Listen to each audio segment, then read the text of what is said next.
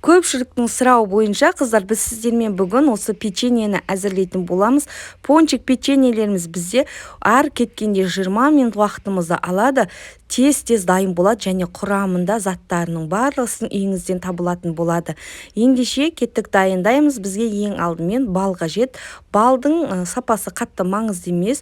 Үйіңізде қандай бар болса да дайындай беруге болады. Осындай үлкен қасықпенен 3 қасық салсаңыздар болады. Менде мына жерде қатты қою болып тұр балым. Мінекей осылай алып үлкендеу қылып 2 қасық салдым. Және де бізге жұмыртқа қажет болады. Жұмыртқа мына жерде менде кішкентай болғандықтан 8 жұмыртқа салдым.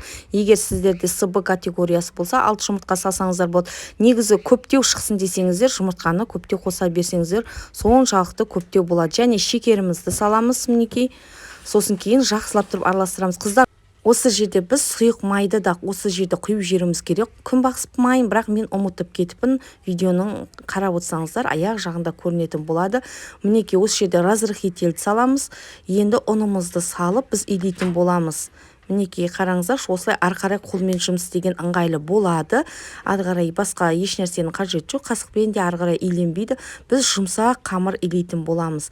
Барлығының қанша қосатындарыңызды мен астында описанияға жазып қойдым. Описаниядан көріп алсаңыздар болады. Барлығын граммдарын жазып қойдым. Мінекей қараңыздар, осы жерде мен осы сұйық майды ұмытып кетіп, артынан барып құйдым. Негізі сіздер бұны жаңа жұмыртқаны араластырған кезде құйсаңыздар болады. Бұл кәдімгі күнбағыс майы. Барлығынан қанша құятындарыңыздың граммы описанияда жазылып тұр.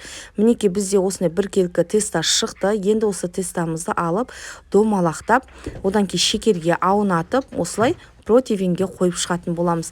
Размері де өздеріңізге байланысты. Үлкен қылам десеңіздер де, кіші қыламын десеңіздер де өздеріңіз білесіздер. Осылай мен барлығын бір келкі етіп домалақ қылдым. Барлығын осылай жасап шығатын боламыз. Сонан соң барлығын домалақтап болғасын, осылай вилкаменен бетін басып шығасыздар. Мінекей қараңыздар, осылай бір келкі қылып барлығын қатты баспаймыз, жай осылай узор қалса болғаны. Енді пешімізді қыздырып 180 градуста 30 минутқа осылай пісіріп аламыз барлығын.